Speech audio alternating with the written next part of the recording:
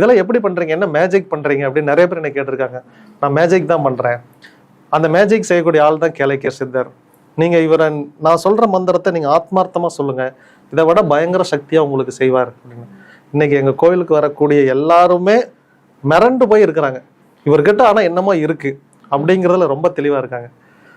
நம்ம கோயில் கும்பாபிஷேகம் வருகிற மே மாதம் 17ஆம் தேதி ஞாயிற்றுக்கிழமை காலையில் 10 மணிக்கு மகா கும்பாபிஷேகம். அனைவரும் வரணும். தமிழ்நாடு மட்டுமில்ல, உலகம் பூரா இருக்கக்கூடிய அனைத்து பக்தர்களும் நீங்கள் பட்டாம்பூச்சியாக பறந்து வரணும்னு நான் உங்களை கேட்டுக்கிறேன். 4 நாள் இது நடக்கும். சனி, ஞாயிறு, திங்கள், செவ்வாய். மே 16, 17, 18, 19 இந்த 4 நாட்கள் இது திருவிழா நடக்கும். எல்லாரும் ஞாயிற்றுக்கிழமை வரணும். இது எலெக்ஷன் முடியட்டும் அப்படின்னு சொல்லி தான் இந்த டேட்டுமே நம்ம ஃபிக்ஸ் பண்ணியிருக்கோம். வெளியூர்லேருந்து வரவங்களுக்கு நம்ம ஸ்பெஷல் பஸ் அரேஞ்ச் பண்ணியிருக்கோம். அதுவுமே ஈரோடை சுற்றி இருக்கக்கூடிய சேலம், திருப்பூர், கோயம்புத்தூர் மற்றும் மதுரை, சென்னை இந்த எல்லா பஸ் ஸ்டாண்ட்லேயுமே சனிக்கிழமை இரவு 10 மணிக்கு பஸ் அங்கே புறப்பட்டு நம்ம கோயிலுக்கு வந்துடும்.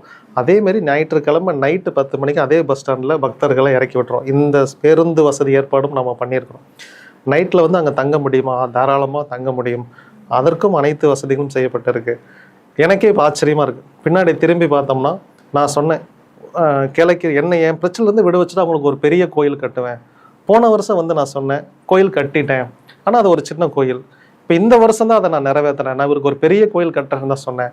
அந்த பெரிய கோயில் இப்போ கட்டிட்டேன் அப்படின்னு எனக்கு இப்போ ஒரு கர்வமாகவும் ஆச்சரியமாகவும் சந்தோஷமாகவும் இருக்குது. அப்பாடி ஒரு தெய்வத்துக்கு நான் கொடுத்த வாக்கு காப்பாற்றுறேன். இந்த தாடி கூட இன்னும் ஷேவ் பண்ணாமல் இருக்கிறது காரணமே அதுதான். நான் அவரை கருவறையில் உட்கார வச்சுட்டு தான் என்னை நான் அழகுபடுத்திக்குவேன்.